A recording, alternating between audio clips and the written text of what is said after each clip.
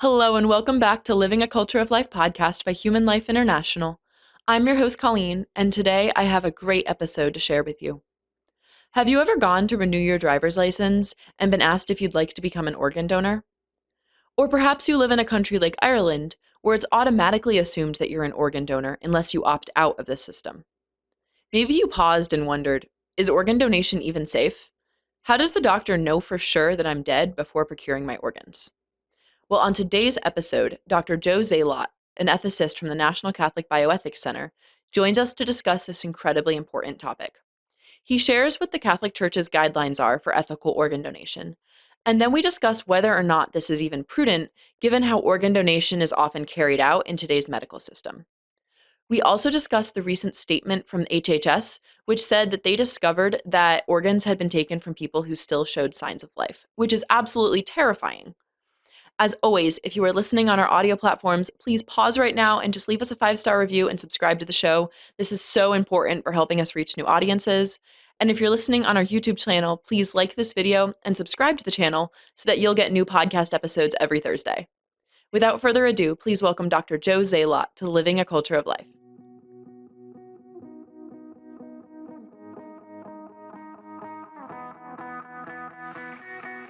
Welcome to the podcast, Dr. Joe. It's my pleasure, Colleen. Great to be with you. I'm really excited for today's conversation because we're going to be talking about organ donation.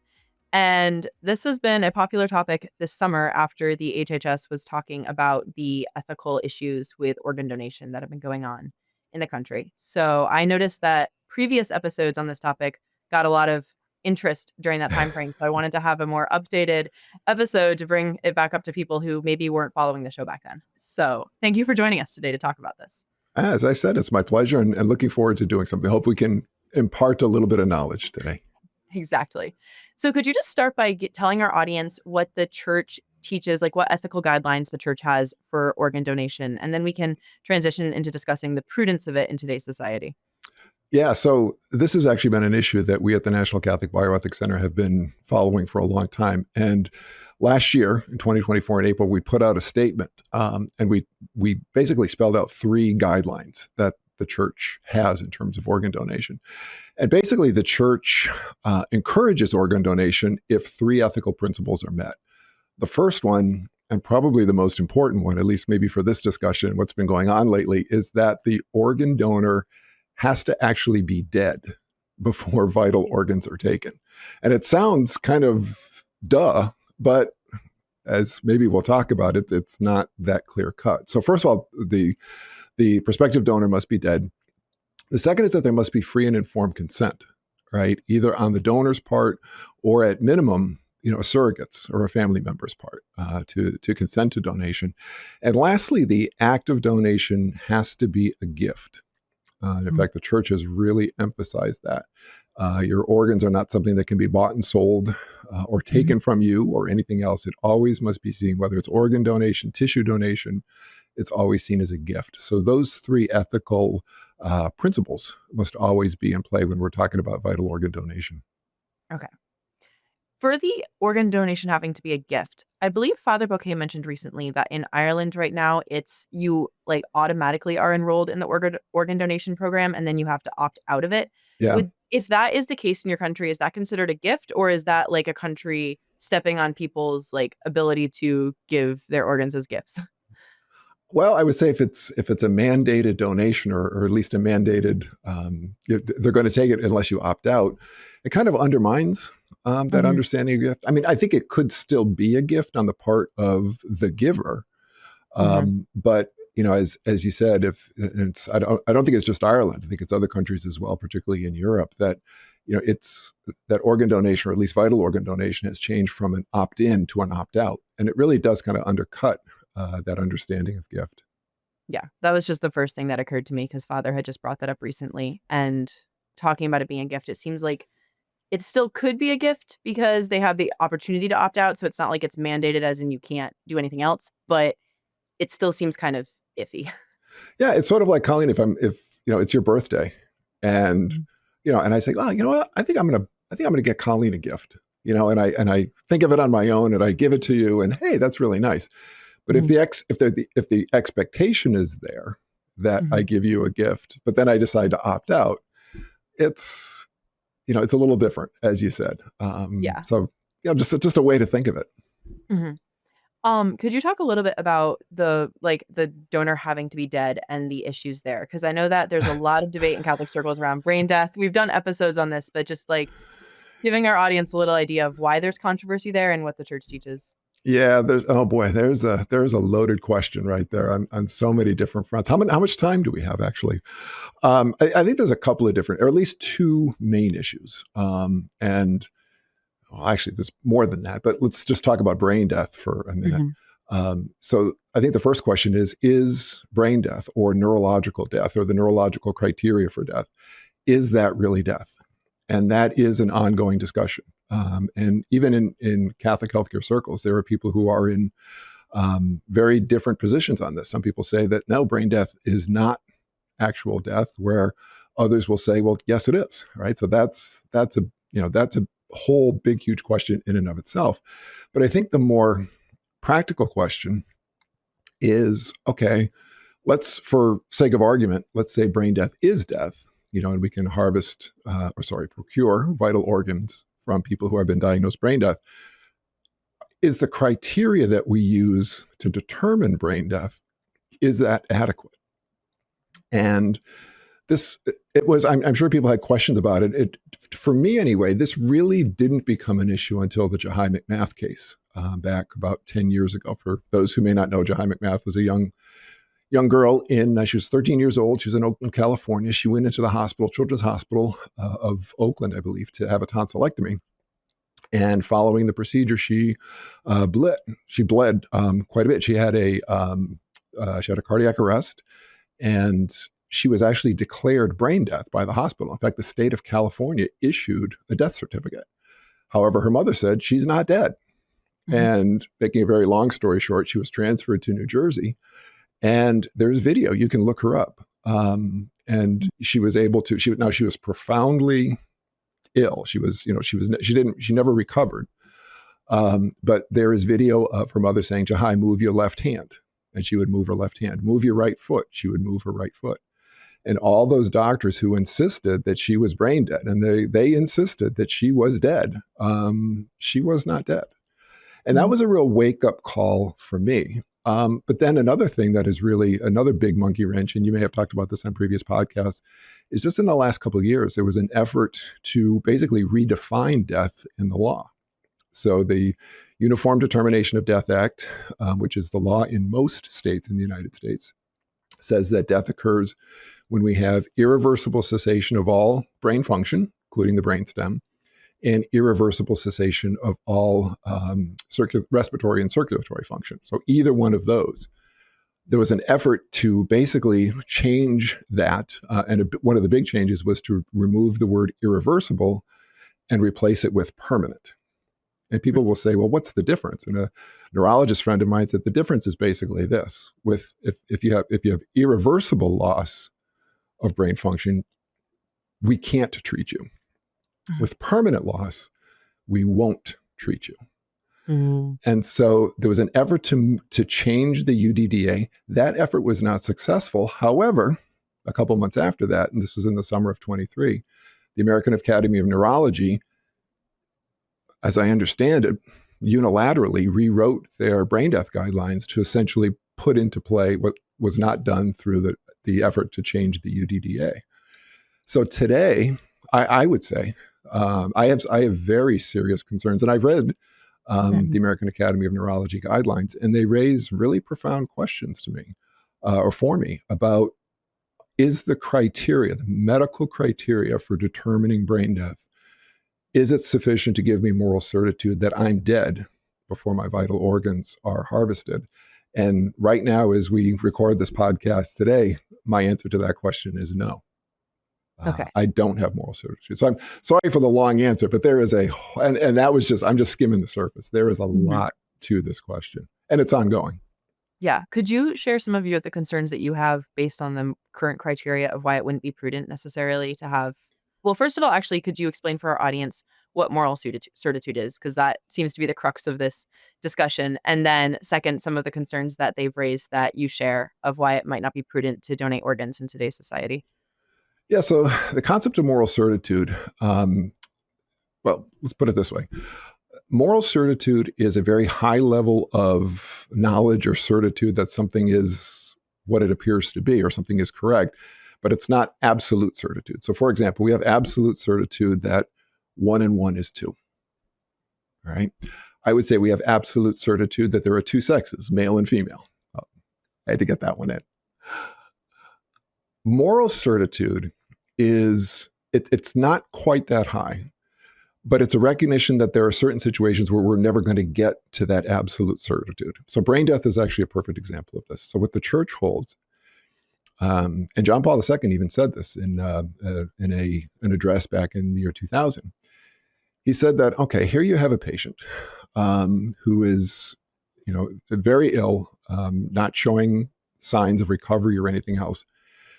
If we do a brain death exam and we do it rigorously and we check all aspects and maybe repeat the entire test, if we've done everything we reasonably can to determine that this person is in fact dead, they are in fact brain dead, we can go ahead with procuring organs with a level of moral certainty. All right. Am I absolutely 100% certain that this person has died? No. But I've done everything that I reasonably can to assure that the person is in fact brain dead. There's really nothing else I can do. I've done everything I can. Then I can proceed. That's what moral certitude. That's what moral certitude is. And that's when I say, with the American Academy, with the old guidelines, maybe you could have gotten to moral certitude. There's some question about that. But I think with the updated guidelines from 2023 that I mentioned before, I don't see how you can have moral certitude that a person is actually dead using these lesson guidelines that they're now using. Okay. So that's again, I don't know if I explained that well or. Yeah, no, that makes sense because I'm pretty sure the first time we did an episode on this topic, it was before 2023. So it was back when you had the original guidelines. So this discussion, I think at that point, was that what the church's guidelines are and what the medical ones are like at least relatively close, so that as long as the doctor is actually following all of those guidelines, you could have more reasonable certitude. So that's concerning that that's not the situation now. Yeah, I mean, even in the old guidelines, there were some questions. There's questions about hypothalamic function and things like that. Those all still remain, but now the language, essentially what's happened in the American Academy of Neurology is that they've accepted, if you remember before, we're talking about the Uniform Determination of Death Act, the language is irreversible cessation. And then they tried to change it to permanent cessation, which is a lower standard. That lower standard, that word permanent, is what the American Academy of Neurology uses now in their updated 2023 guidelines.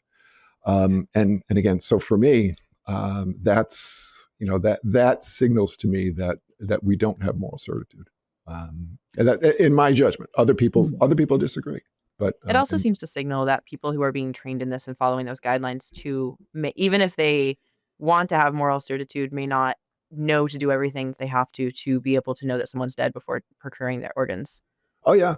Oh, there are studies, and I've heard I've had personal conversations with medical professionals. Doctors don't follow the AAN guidelines, even the previous ones. Oh yeah. There are doctors who don't know the AAN guidelines, or they don't follow them completely. Yeah, I could tell you stories. Maybe I shouldn't say them in a podcast, but I could tell you stories of things that are absolutely scary, what medical professionals have told me that they've done, or not done, I should say, in terms of brain death examinations. And let's just to say they're not following the AAN guidelines. Let's put it that way. And and that's just the lowest standard. Okay, I might have a dumb question here. No such thing. Are those guidelines? Are those guidelines like legally binding? If that's what they're like legally supposed to be doing, as the law? Is there any sort of legal protection to make sure people are dead before procuring organ donations? And if so, is it these guidelines or would it be a different set? That's a great question as well too, and you're getting into the legal areas, which I'm not. Although I play a lawyer on TV, I'm not one. I do know this is kind of an interesting question Mhm, because there was a case, and I don't remember the name of it, but it was in the state of Nevada. mhm, And this was before the guidelines were rewritten back in 2023. Someone sued, um, I forgot who it was, if they sued a hospital or they sued whatever organization because the hospital had used the AAN guidelines to determine that a patient was brain dead. And the family of that person sued in court. They said, this is one guideline. It's not a set guideline. It's not uniform, whatever the case may be. And they won that case. However, the legislature in Nevada turned around almost immediately and passed a law saying, okay, well, in the state of Nevada, whatever the current AAN guidelines for brain death, that's what's going to be law in the state. mhm, So, are the AAN guidelines legal? I guess they are in Nevada because they specifically mhm, say that. But as I understand, and if you read the document, they will say that these are guidelines. But mhm. and I've asked other people, well, are they sort of the gold standard guidelines? Are there any other guidelines? And the response that I've always gotten back was, well, these tend to be the ones that people will they'll look to most. So these do appear to be the AA. They do appear to be the golden, the golden rule, so to speak here. But legally, how they are understood, other than Nevada, I think you'd have to go state by state. Gotcha. Yeah, I know nothing about how, like, the medical industry is, like, regulated on a legal level, so I was just curious if you knew. Is there anything that listeners who would like to give organs can do to make sure that they are dead at the time that organs would be procured, or would you just recommend that they stay away from it with a 10-foot pole? Again, there's another really loaded question right there. Um, I think, what can you do if you're a loved one? I mean, first of all, if your loved one is in this situation where he or she is a potential donor, oftentimes it's in a situation where you've experienced a tragedy. Mhm, There's a car accident or something, and the loved one's decision makers are all frazzled anyway. So it's very difficult to really get true, clear mhm, thinking and informed consent going on here. I think you know what I would do if I was advising someone is to, well, you can call us at the NCBC. We're 20, and I'm very serious about that. We have a 24-hour consult line, and we do talk to people about this. But I would try to find an advocate, preferably someone with some medical experience, who can really ask the difficult questions. mhm, My Catholic doctor might be a really good resource. We refer a lot of people to them. The question is, can you be sure that your loved one is dead? Well, going back to our discussion previous, with absolute certainty, unless rigor mortis is set in or something like that, it's really hard to get to absolute, mathematical certainty. Um, Moral certainty, you can ask very pointed and very serious questions about the brain death examination. You can ask what brain death exam they used, how many times did they do it, who performed the exam, what were the results of the exam. You can really push as much as you can. And, if, you can get to some level of moral certainty with that.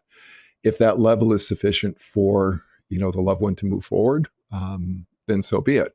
One of the issues, however, Colleen, with all of this, and this is what OPOs or organ procurement organizations, these are the people who actually do the organ procurements.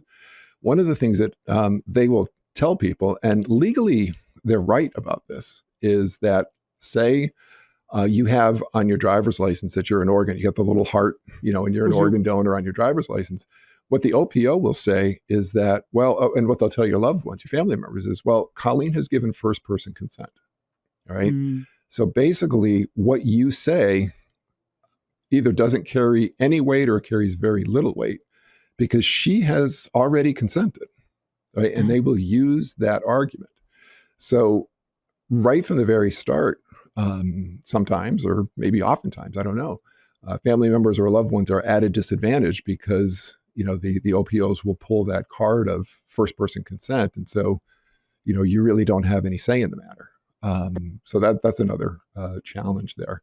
But yeah, it's try to get, I guess I would say get someone to, to help you understand exactly how they're determining that your loved one Mhm. has, how they're diagnosing brain death and whether it's an accurate and viable diagnosis.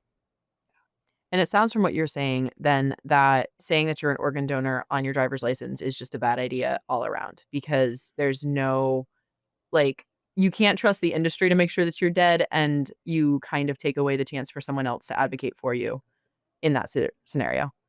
Well, I don't want to say that it's an intrinsic evil or you should never do it. Mhm. What I would say, what I would caution people, and because people do call us up on our consultation service, and I Mhm. have talked to people, and I say, ultimately, what it comes down to is people need to make an informed judgment on their own.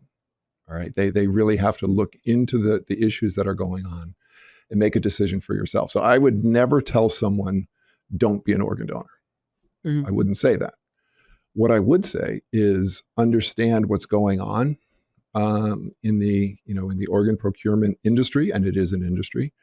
There was, I know we're a few weeks ago since the time we're recording this podcast. It was an article that came out in the New York Times where there were some physicians who were basically saying, let's really dial back the definition of death. So someone who is profoundly unconscious, but they're still alive. Well, we can legally let's say that they're dead, so that we can take their organs. I mean, that was in the New York Times published this. Now, New York Times didn't endorse this, but they published the article. But with this, you see these perspectives. You see what the American Academy of Neurology has done with their guideline revision in 2023, and I think it should make people sit up and take notice.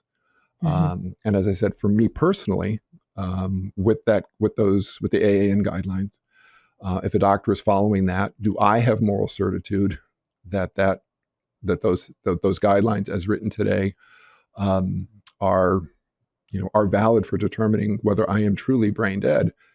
I don't I don't have moral certitude of that. But again, that's me. That's me. Yeah.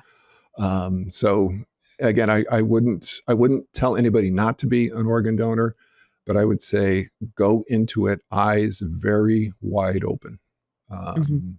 And don't just when you're at the Department of Motor Vehicles when they say, oh, you're gonna be an organ donor. Oh yeah, yeah, yeah. Just really think about it, and I make a good prudential judgment on your own. That seems to be what I've gotten from the different conversations I've had with people on this topic is it's what like the church does offer ethical guidelines. So if all of the guidelines are followed, there can be moral certitude. But then also the practical, are these actually being followed? How do you make sure that this is followed? You can't just assume that because you have the heart on your driver's license that everything's going to be fine. That Hmm. there's like you said, informed consent or being educated about the situations and the culture right now to be able to make a prudent decision. Yeah. And as people have said, and I really like this distinction, when you're at the DMV and you say, okay, yeah, put the little heart on my driver's license, that's assent. That's not Mm. informed consent. And there's a really big difference between those two. And I think we really, any medical decision, we have to have, yeah, I mean, we have to make these decisions with informed consent as to what the realities are the realities that are at play with what's happening. Now, are you aware of what RFK Jr. and the HHS came out with in July? Because I read about it at the time and I don't remember exactly what it was saying. I know that it was saying that organs were taken from people while they were still alive, and I don't know what their plans are to do something about it. I don't remember what the follow up was. So, are you aware of that situation and can you speak to it at all, or are you not? No, I a little bit. I believe if I have this correct, what was happening or what HHS was talking about was a different procedure for procuring vital organs. So what we've been talking about so far is the neurological criteria or brain death. All right. Okay. So a Mhm. person is declared or diagnosed or declared brain dead. Okay. So they're legally dead, and therefore then we can harvest their organs. What HHS was talking about and the things that they came out with had to do with a procedure called DCD, or donation after circulatory death. And this is different. So what DCD is so you have a person who is not brain dead, right? But they are profoundly ill. They are dying. Mhm. And what they will do is they will go to the family and they'll say, they'll make the decision to, or they'll talk about the decision to withhold or withdraw life-sustaining care, which can be perfectly legitimate. We run across these cases all the time. So what they'll do is, in a case where life-sustaining care is going to be withdrawn, they'll say, after we withdraw life-sustaining care, if the person dies, can we then harvest their organs, take their organs? So that procedure basically is, if the family consents to everything, patient is wheeled essentially to the operating room. A life-sustaining treatment are withdrawn, usually be like a ventilator or something else. Mhm. If the patient's heart stops beating within 5 minutes, within 1 hour, usually, the patient stops, they code, their heart stops beating. Then they wait another 5 minutes to make sure it doesn't restart. And then they go ahead and they start to harvest the organs. So that's supposed to be the procedure. What they found is with those DCD procedures different wait times. So the withdrawal life-sustaining care, the person's heart would stop beating, but they'd wait maybe 2 minutes, maybe even less. I don't know. But what they're finding is that, when they're doing these procedures, that people weren't really dead. People would still be moving, or they would be, different things. A couple patients actually woke up, during this or during this process here. And so there's very real questions as to whether DCD is that a valid means of, Mhm. of harvesting organs as well. And then there's other issues with like normothermal regional perfusion and all this other stuff that comes in with it. And it really is just a mess. And basically what I think HHS is doing is finally asking, they're asking good questions about a lot of stuff, to be honest with you. But they're asking very, very pointed and very strong questions from a position of authority that a lot of people have been asking for a while. We at the NCBC have been asking some of these questions for a while, but we're not in a position of authority. When we're doing, these DCD procedures, is 5 minutes a sufficient time to wait after the heart stops beating? Is the person actually dead? And there's very, very real questions about this. And so I actually applaud the HHS for, peeling the lid off the can, so to speak, and saying, let's really examine some of this stuff and let's hold some of these OPOs' feet to the fire. And let's, the bottom line of all of this is, are we assuring with moral certitude that patients are actually deceased before we begin to procure their vital organs? And that's what HHS is asking. And I support them. Yeah. I actually did not know that there was 2 different types of organ donation, so I'm glad that you brought that up. For the one that you were just referencing, does the church offer any sort of ethical guidelines of, like, that could be ethical and you could have moral certitude, or is that just a bad idea all around? It's actually, as far as I know, the church has not, certainly on any magisterial level, Mhm. I don't believe the church has addressed donation after circulatory death. Okay. It has addressed neurological death, although actually not really on a magisterial level. It was John Paul II in an address to a transplantation society. So it's not like really high, authoritative here. But John Paul II did say that if, the neurological criteria, if, I think I mentioned this earlier, if, if the criteria is imposed rigorously, you could have moral certitude that the person has died. I'm not aware of anything about DCD. Okay. Interesting. Yeah, because that one seems it's so interesting. I didn't actually realize until I started doing podcasts on this topic a few years ago that there was so much debate and, like, the fact that you can't exactly know the moment of death. Yeah, That, like, there's signs that death has occurred, there's signs that the soul has left the body, and then how you determine that. And I believe with organ donation, the, like, tricky thing is that the organs need to be, like, procured pretty soon after death to be able to yes, actually be used. So then it kinda comes down to, like, can you scientifically tell when the soul is not there? right. And you can't. And you're hitting, the theological nail on the head. The church will say, the Catholic Church is very clear, death occurs when the soul, the animating principle of the body, when the soul leaves. Mhm. But science can't tell us when the soul leaves the body. We have no idea. the signs of death that happen, like, rigor mortis, as I mentioned before, those are signs, and rigor mortis is a pretty good sign that, the soul has left the body. But we don't know, we can't pinpoint, with like pinpoint precision when death has occurred. And so you have this, it's sort of like, maybe a bad analogy is, viability for children is getting younger and younger, but abortions are happening later and later, and they've kind of crossed that line. And it seems that sort of kind of that same thing has been crossed with organ donation is, do we know for sure that death has occurred? Well, we can have moral certainty to some point, but then our doctors pushing it, or really OPOs, organ procurement organizations, are they pushing it? And it feels to me that that's what's happening. But I can't tell you when someone has died. Scientifically, I can't tell you the moment they've died. Yeah. Yeah. With the distinction on the abortion analogy that abortion never would be okay, even pre-viability, obviously. Right. But I see what you're getting at. Oh, interesting. It's fascinating. This is, believe me, the brain death whole issue has kept we've got 7 full-time ethicists at the NCBC, and this keeps us busy. Believe me, we have discussions and debates and everything else about it. It's absolutely fascinating. Do you get a lot of calls to the hotline from people who have questions about organ donation? Not really.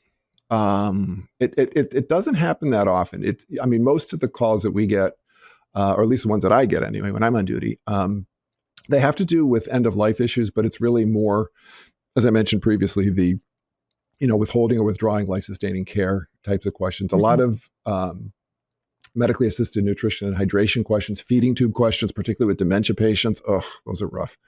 But the not so much on the organ donation question. Where the debates are really happening is within the medical associations, particularly Catholics within various medical associations. There's been some, let's just say, some spirited debates on the issue of brain death and organ donation and the other topics that we've been talking about. Yeah. Interesting. And I'm guessing the debated topics are like, is brain death a valid way of determining death?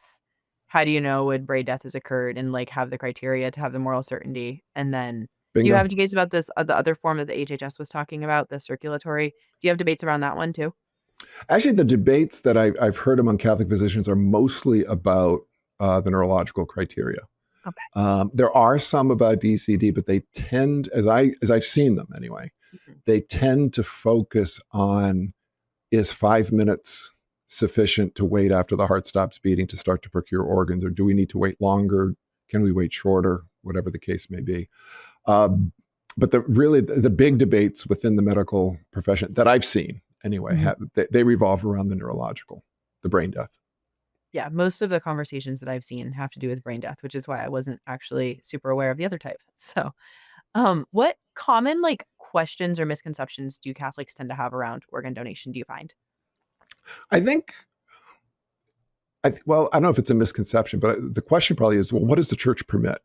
I mean, we get that on a whole number of different, beginning of life issues, end of life issues, everything else. And it's like, what does the church teach on this? And then we end up having a conversation sort of like we're having here. And at the end of it, people are like, no. So that what does the church teach? And so we try to explain what has the church stated specifically on the issue of brain death. I think a misconception that a lot of people had, in fact, I had this misconception for a long time, was that, so Colleen, if you're going to take say you're the transplant surgeon, all right, and you're going to take my heart and my liver and my lungs and whatever the case may be, I was under the impression that, I was dead, like for sure dead, like beyond moral certainty dead, not breathing, maybe even rigor mortis or whatever the case may be, but you knew I was dead. And again, this is I was corrected of this quite a while ago, and it's like, no, as you mentioned, the organs need to be, they need to be perfused. They need to be, they need to be procured from the person as soon as possible in order to be viable for someone else. And so, I never knew until I did know that, when a person is declared brain dead, they're actually on a ventilator.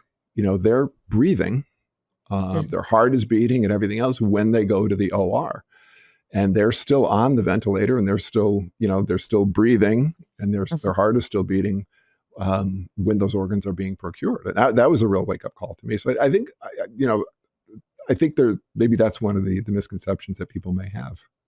And that's because, does the heart have to actually like be pumping when it's procured, or like have the blood flowing through it? That's a medical question. I'm not going to touch that one with a 10-foot pole. I think I heard that, but I wasn't sure. I know it has to be pretty close to it. So yeah. I mean, I don't think the heart is actually, well, I take that back. Like if it's being transported somewhere, I don't think it's actually beating. I mean, it's in various solutions and whatnot to keep it as quote unquote fresh as possible. But and there may be new methods that they're doing to do that, but it's got to be, you can't procure a heart from someone who's been dead for 2 hours, actually probably even 1 hour. I think what I heard is that the blood had to be going through it when it was procured, but I don't remember where I heard that. So I don't want to state that. Yeah. Don't ask me. Yeah. I have another question, which is probably another loaded question, but I'm just picturing the person listening to this right now who has a loved one who either needs a heart transplant or who has had one. What would you say to people in that situation right now who are listening, who are like concerned that either if they need a heart transplant, they don't know if it's been obtained ethically, and they're like, can I even go forward with this? Like, what would you say to them? There's a question I wasn't expecting you to answer. Yeah, I just ask it right now. I will say this. Now again, this is anecdotal. So, but I know I was speaking with someone recently, and again, this was like a second or third hand conversation. I wasn't speaking with the person directly, but there was a woman she was a mother. She had X number of children. I think she needed a heart transplant, and because of all of this, she said, "You know what? I don't want to participate in this. I just don't want to do that." I wouldn't tell someone who is, awaiting a heart transplant or a liver transplant or something like that you shouldn't, shouldn't do this. But at the same time, I think it's really important, as a matter of informed consent, that everybody who's involved in the transplant process, recognizes what's going on. It recognizes the issues that are at play. I mean, someone who's waiting for a heart in New Mexico and that heart is coming from, North Dakota, they're not going to, did they have moral certainty? The plane's taking off. Did you have moral certainty that this person was actually dead? I mean, that's just, you're not, it's not realistic to be able to demand that of someone. But at the same time, there are realities involved that, it's like, well, what was the situation with this person? One of the the downsides of all of this is that, today, in order to get a heart, someone needs to die. For someone to receive a heart, another person needs to die. I know they're working on, being able to, genetically modified animals like pigs and stuff and grow hearts and grow organs and maybe in the future, if that is perfected, and I think we're going there, maybe in a few years, all of this will just be, mute. We wouldn't be having these discussions at all. Unless maybe you're someone, you're Jewish or you're Muslim or something who doesn't want an organ from a pig, which makes sense there. But I guess I would just say all people who are involved in the transplant process need to go into it with eyes wide open and with informed consent. Yeah. And I totally did not mean to blindside you with that. Sometimes when I film the podcast, I'm like putting myself in like the, shoes of the viewer being like, what questions would I have here? No, it's a great question. Ones that I didn't think of ahead of time. So it is a great question. And it's a very practical question, but it's also a very pastoral question as well. Yeah. Cause I'm sure a lot of people either know someone who's had it or have like family members or who have wanted one or something like that. So I know people. So I do too. Yeah. Well, do you have any last thoughts on this topic you'd like to share with our audience before wrapping up today? Anything that you think like should have been said that we didn't say, or any questions that like you think should be addressed? The only thing I would say is for this question or these Mhm. questions that we're talking about today are very complicated and they're very, very nuanced. And as I said, we've got 7 ethicists at the NCBC, and we don't all agree on everything, and so it's like, for the public, it's like, okay, well, what does that mean? What I would say is if you find yourself in a situation, whether it's in anything really having to do with healthcare, but certainly for this particular topic, there are resources out there that are available for you to talk to about your specific situation or the specific situation of your loved one. And Mhm. we at the NCBC are one of them. So it's a little bit of a shameless plug, but we've got a 24/7 consultation service, and this is what we do. We talk to people about making ethical decisions in healthcare from a faithful Catholic perspective. And so I would encourage people to come to ncbcenter.org. There's a link on there for a consultations or consultation, and you can either send it through email, or you can call us and talk to one of our ethicists in person. And it's oftentimes it's people have to make specific decisions in specific situations, and that's we're kind of broad brushing it here a little bit, but in the consultations we're able to get into the actual context of people's situation and go Mhm. from there. So be in touch. Yeah, for sure. It's also helpful to be able to have, like, your particular situation addressed instead of just looking for the principles online, like, Exactly. have someone that you Yep. can talk about, like, all of Yep. these things. Like, it's always a prudential decision about a particular Yep. circumstance, Yep. so that's helpful to have someone walk through that with you. So, Yep. Yep. As yeah. Well, our old former president used to say, and I'm sure listeners have heard this, if you've seen one end of life situation, you've seen one end of life situation, because they're all different. yeah. Well, thank you so much for coming on the podcast today. This has just been so great to be able to talk about this topic and help our audience understand it a little better. Colleen, loved it. And anytime in the future, happy to do it again. Wonderful. Thank you.